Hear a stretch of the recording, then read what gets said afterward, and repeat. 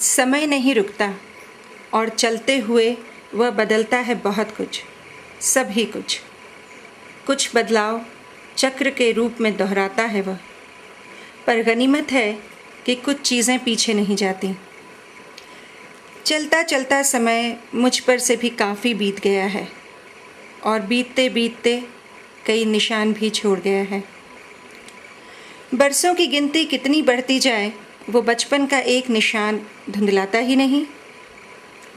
छोटे से शहर का एक बड़ा मकान, एक संपन्न संयुक्त परिवार, 6 भाई बहनों के परिवार की अगली पीढ़ी का सबसे बड़ा बच्चा मैं।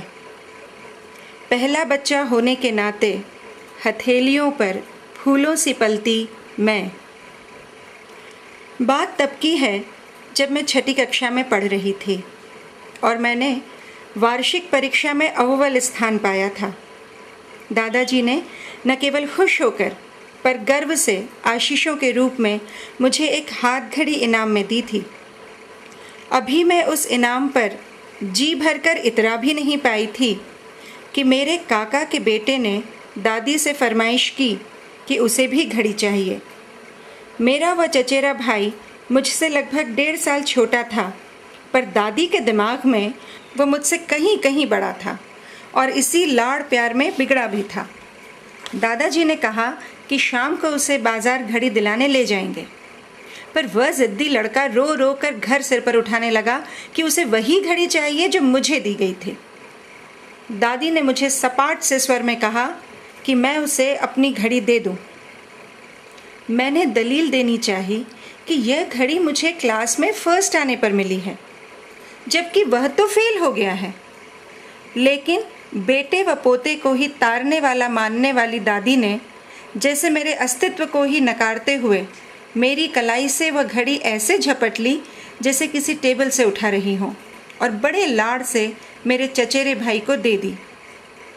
मैंने बचपन से देखा था कि मेरी माँ ने 3 बेटियां पैदा करने पर कितनी प्रताड़ना सही थी और काकी 3 बेटे पैदा करने पर कितने विशेष अधिकार जी रही थी। पर प्रताड़ना की वह मार मुझ पर भी इस तरह पड़ेगी न मैंने सोचा था, न मेरी माँ ने चाहा था। आंगन के खम्भे की आड़ में घूंघट से वह सब देखती माँ का चेहरा आज भी मुझे जस का तस याद है, ज़रा नहीं धुंधलाया। उस क्षण लगा सारी मेहनत तहस नहस हो गई। मन कभी गहरे अवसाद से तो कभी उग्र गुस्से से भर आता रहा। वक्त बीतता रहा। माँ पापा ने पर उनकी पूरी ज़िंदगी मुझे असीम प्यार दुलार दिया, उनका बड़ा बच्चा होने का पूरा हक दिया। अक्सर हुआ कि मुझसे 9.5 साल छोटे भाई व उनके 3 बेटियों के बाद पैदा हुए इकलौते बेटे की तुलना में मुझे ज़्यादा प्यार, मौके व सुविधाएं दी जाती रहीं। शायद मेरे बालपन पर पड़े उस भेदभाव के निशान को मिटाने के लिए ही पापा ने उन्हें उनके पिता यानी मेरे दादाजी से मिली पैतृक हाथ घड़ी मेरे वयस्क होने पर मुझे विरासत में दी, परिवार व पीढ़ी के सबसे बड़े बच्चे के रूप में। लेकिन मेरे बचपन का वह निशान निश्चित ही मुझसे ज़्यादा गहरे उनके मन पर उभरा था। जिस हिंदू समाज का मेरा परिवार हिस्सा है, उसकी सारी मान्यताओं को चुनौती देते हुए पहली बार उस समाज व हमारे परिवार में ऐसा कुछ घटा। मेरे माता पिता की इच्छा के अनुसार पहले मेरी माता व कुछ वर्षों बाद मेरे पिता की चिता को मुखाग्नि उनके इकलौते बेटे ने नहीं, वरन उनके सबसे बड़े बच्चे यानी मैंने, एक लड़की ने दी।